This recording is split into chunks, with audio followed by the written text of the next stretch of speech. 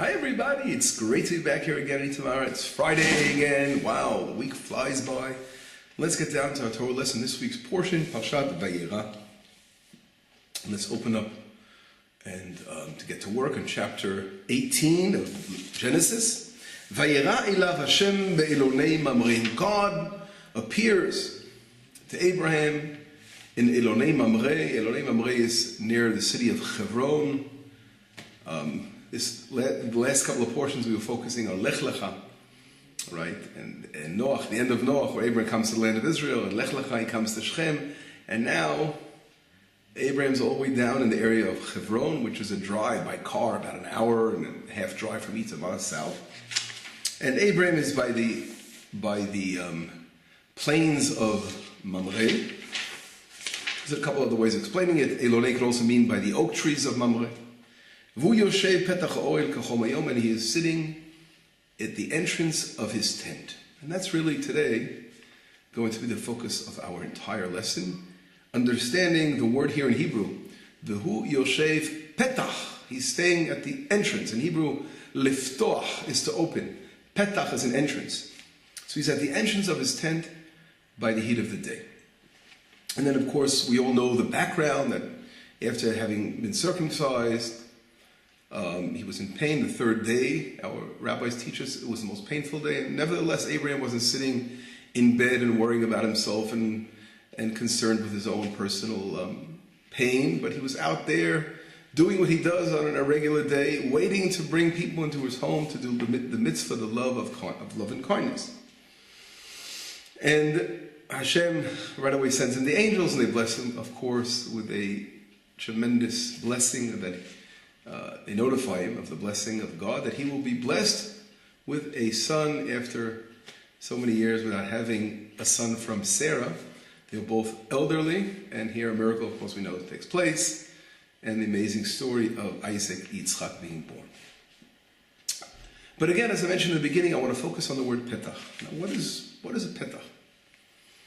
Interesting, when I looked in, sometimes you want to, when I'm trying to write things, so I looked in to see how the verse is translated in different Bibles in English.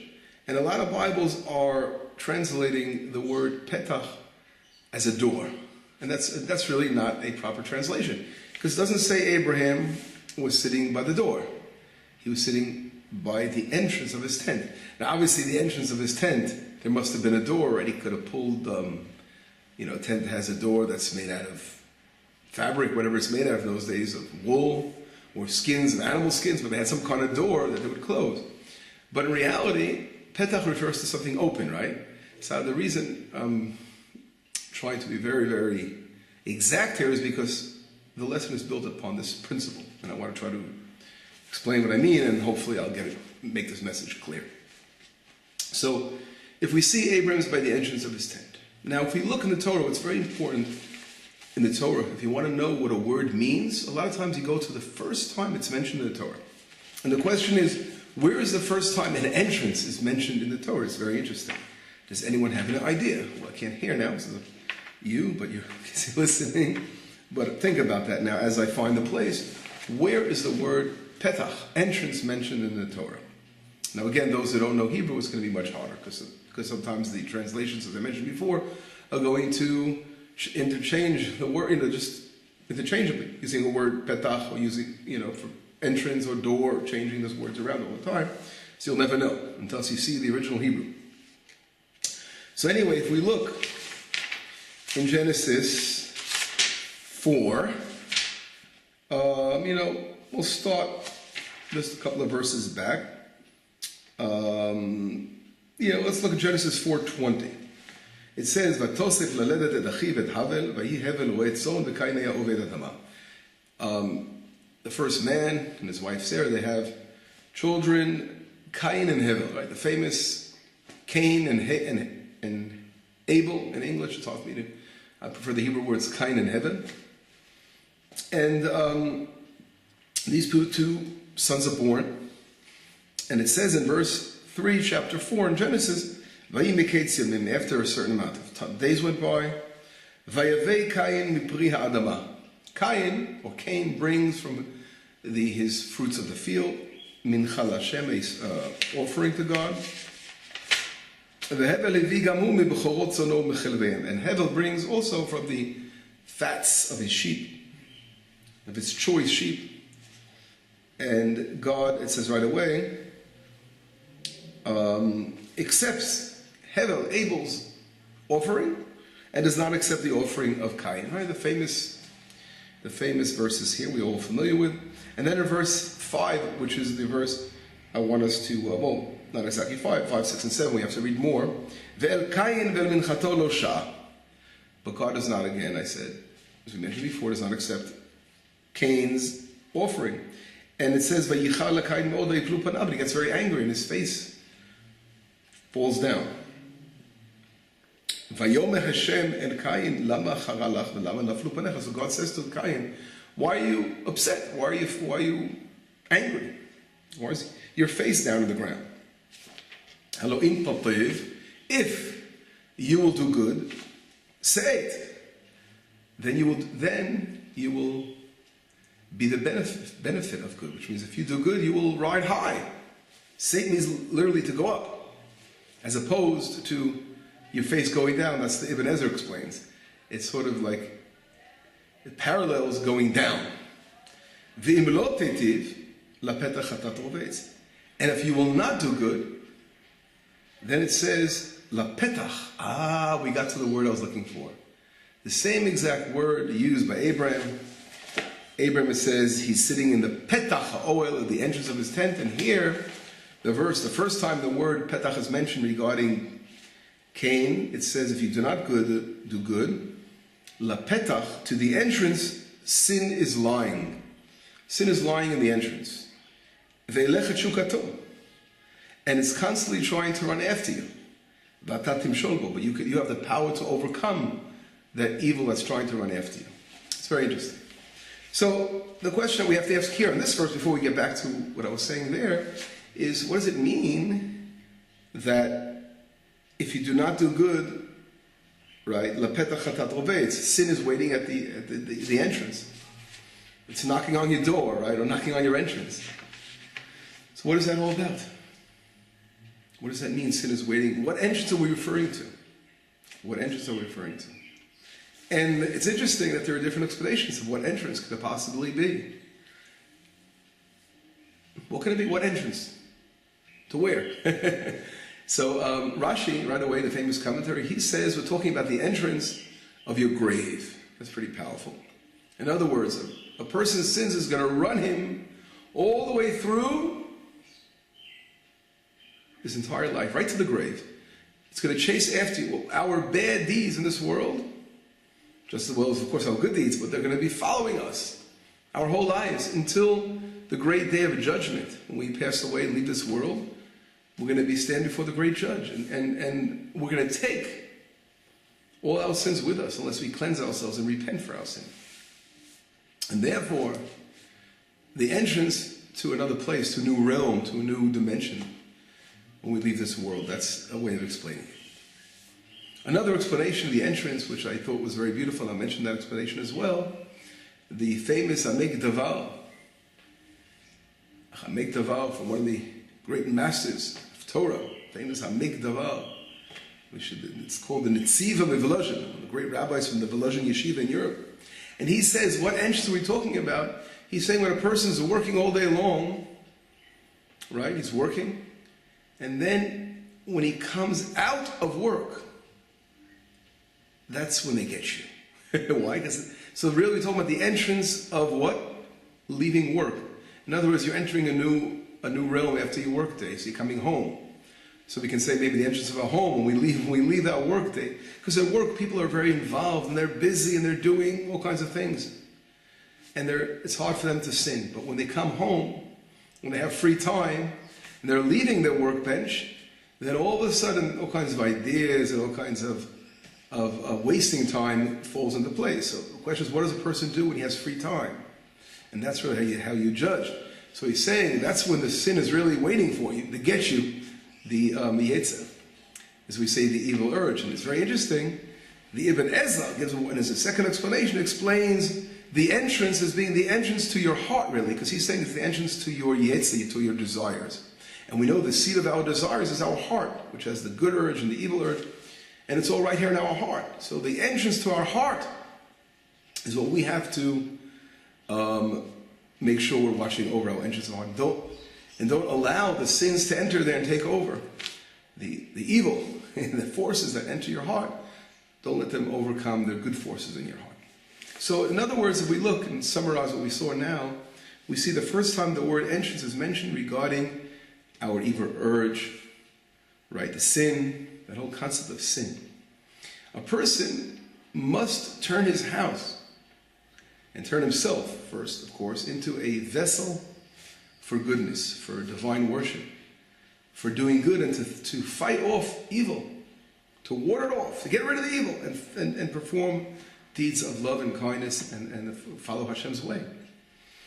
And this is exactly what Abraham was all about. Abraham, he was standing at the entrance of his home. When he was finished, his whole workday was involved in just doing constantly love and kindness all the time. You can define his workday in that way. His house was open. That's why I think a door is not mentioned at all with Abraham, referring to the fact that a door closes. It closes, and that's why I'm so strong in mentioning the word. That's why the word entrance is mentioned, not door, because he doesn't close his doors. His home was open 24 hours a day. It was a wide open entrance, and at his entrance of his home, it was a constant shield, a shield of love and protection for his home, because he was always involved in doing good deeds. And it's amazing, if we run quickly to chapter 19, in this week's portion, what do we have? Another meaning of this word, petach, entrance, but in a different way, and which is going to be mind-boggling. It's going to blow us all down here. What does it say in chapter 19? It says like this: Vayavo shnei malachim Sodom. Two angels come to Sodom in the evening, and Lot is sitting at the gate of the city. That's another entrance, right? He's sitting at the gate of a city. Of course, here it's mentioned like a gate. It's like a door. And Lot is running at them, and he's bowing down. He's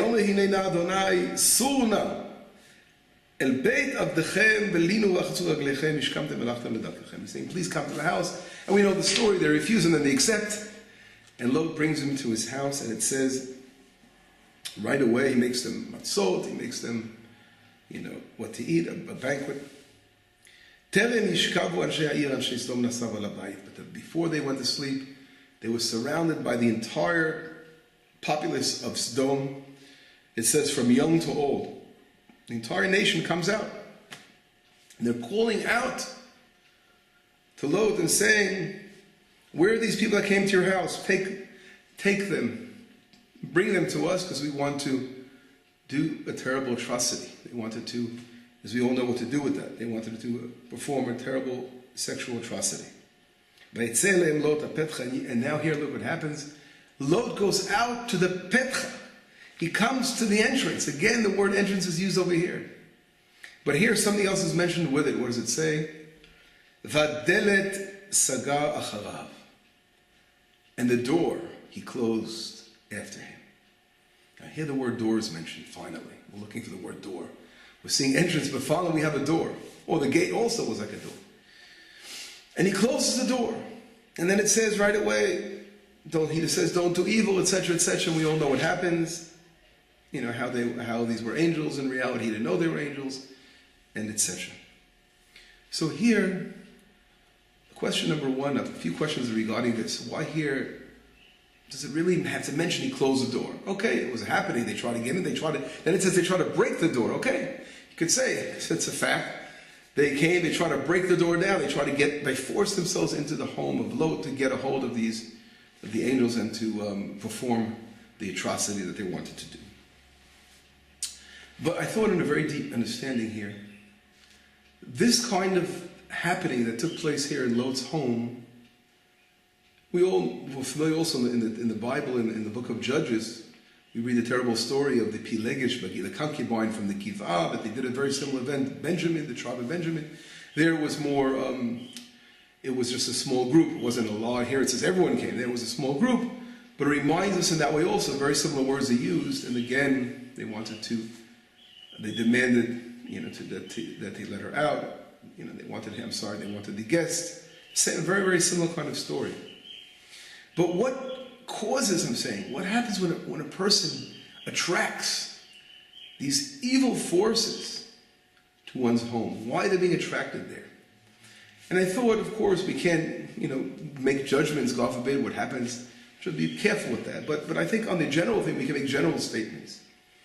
And a person, when things come to his doorstep, when all of us have difficulties in life and things come to our doorstep in our homes, trouble, etc. And that's, I think, the message of where we read it with Cain. The Torah, God was telling us right out that, if you're going to do good, you're going to control your evil desires, life is going to be good to you. And if not, the sin is going to chase you into your home. It's going to chase you to the entrance of your grave, and all the different explanations we spoke about that. In other words, a person's sin becomes his greatest enemy.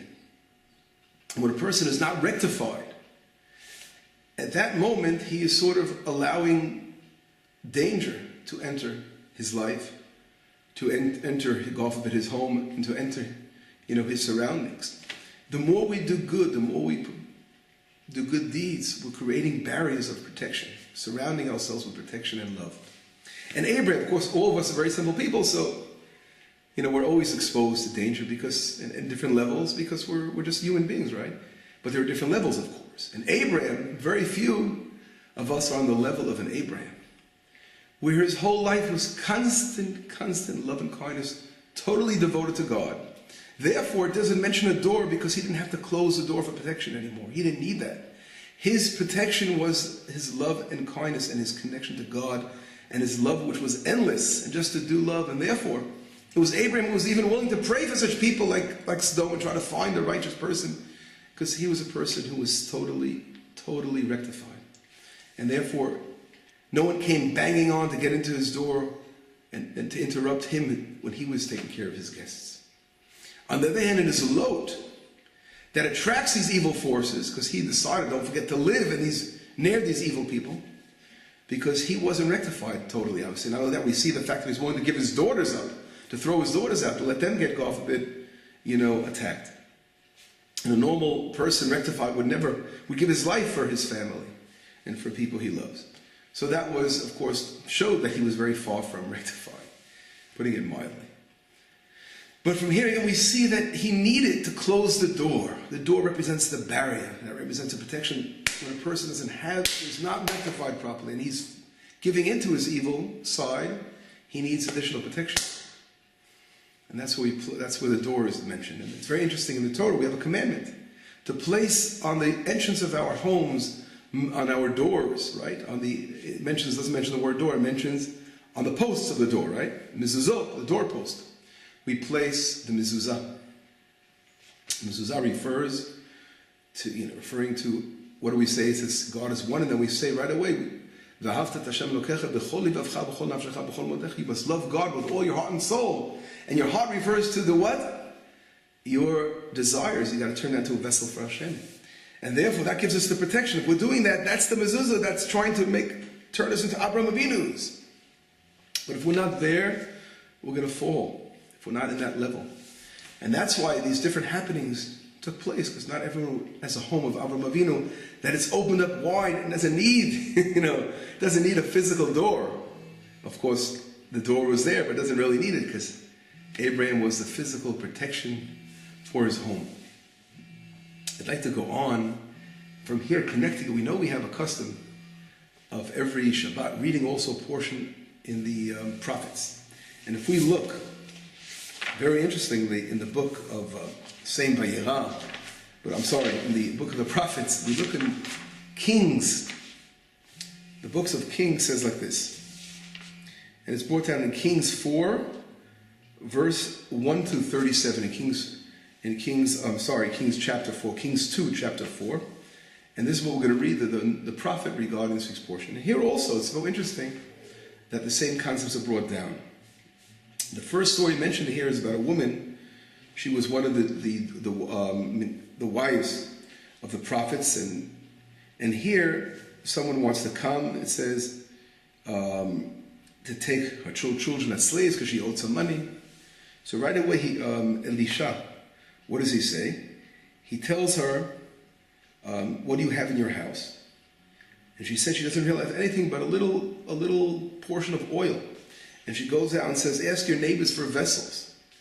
And then, of course, we know what happens. She begins to, from that one vessel, she begins to pour more and more into the other vessels. And then it says in verse 4, Uvat v'sagalta delet ba'adech uvat banayach. You must come and close the door before you and for your children. And then she starts pouring out the oil in vessels.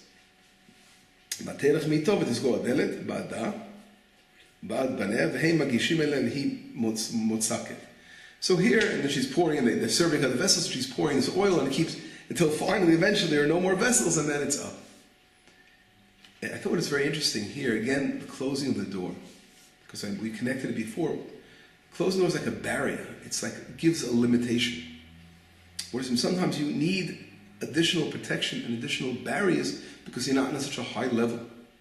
So in reality, the vessels that we have are the vessels that we rectify and we make for ourselves. And the more our vessel grows, the more we can take. We run out of vessels. We can't fill them anymore. We have to create new vessels. So, and a regular person is on a certain level, right? A certain level where they can, at that moment they have a certain amount of room or space, right? That they've allowed to grow, but once that becomes closed, they have to try to create new vessels. So here, again, the door mentioned was hinting to the fact that that's really the making that vessel, closing that vessel. In other words, that's the seal of the vessel. Certain times our vessel is closed, we can't anymore. We can't contain anymore. And then we have to make more room. So because we have the process of growing spiritually and becoming stronger spiritually is a process. And sometimes, that's it, our vessels now can't handle anymore. We have to make room for more vessels. And the way we do that is by working on ourselves and again, rising spiritual heights at a slow pace, but a steady pace. And that is reflected here and exactly referring to all about closing the door is making that the gvul, every vessel has a limit. And then the next story we see here is the story of a woman, a very special woman. She was the sister of Avishaga Shulamit. The next story we read about and talks about how she made in her home for Elisha, when he would come and visit, she provided them, it says, a bed and a table and a chair and a light. And when he would come by, he would be able to rest in her home. She wanted to make something for the prophet. She wanted to make him a nice place to stay. And we see here, this woman is actually behaving like Abraham, right? Doing something so amazing and making a beautiful place for a prophet to come and stay. So that was a wonderful, kind deed. And right away, she was paid back with being blessed with a son. And we know the crazy story where he died and then an amazing miracle of reviving her. And she had to go through that trial and tribulation of her son dying and coming back to life. And here again, the word closing the doors is used. And I don't have time to go through all that now, but I want you to pay attention to that in the prophet.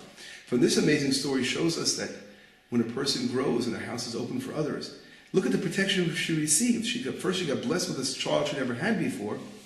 And that was all because she did such a beautiful deed of Abraham, opening her house wide. But even more so, after her son died, God did a tremendous miracle, bringing him back to life, to show how powerful that love and kindness, when we open and make our vessels big and huge, full of love and kindness, there is no limits to the kind of miracles that could take place. And it's also interesting, if you really read, and I said we're running out of time, but if you look at verse number 15 in the again, in chapter 4, it says like this, Vayomer Kerala v'yikrala v'tamod befetach. So right away, Elisha says to Gehazi, his servant, call her, and it says that she stood in the petach. When referring to the room of the prophet, it was referred to as a petach. In other words, it was an opening. It doesn't mention she stood at the door of his room, but she stood at the opening of his room, because he was already rectified in the high level of a very high prophet, Elisha, that he was, again, it was completely, that's when it uses the word petach. The door is open. The vessels are completely open. They're endless. These vessels are huge. And therefore uses the word petach. Again, here is something a little bit, seems maybe simple on one side, but it's a very, very deep concept. And I think there's no doubt that Abraham is, of course, our teacher, our forefather, the teacher of what love and kindness is all about. He was the vessel that was huge vessel of love and kindness, and that comes down to all his children. And we have to, of course, learn from these amazing things and learn from love and kindness and to follow that path. And we have to make our house open wide and allow for so much love to enter our homes by inviting people, treating people well, and doing love and kindness. And that will create the vessels and create a wall of spirituality, of protection for all of us. That's what we all have to do in our lives. But anyway, I hope I got this message across. But Shabbat Shalom, and we will talk again next week. B'sorot tovot, Yeshurot V'nechama.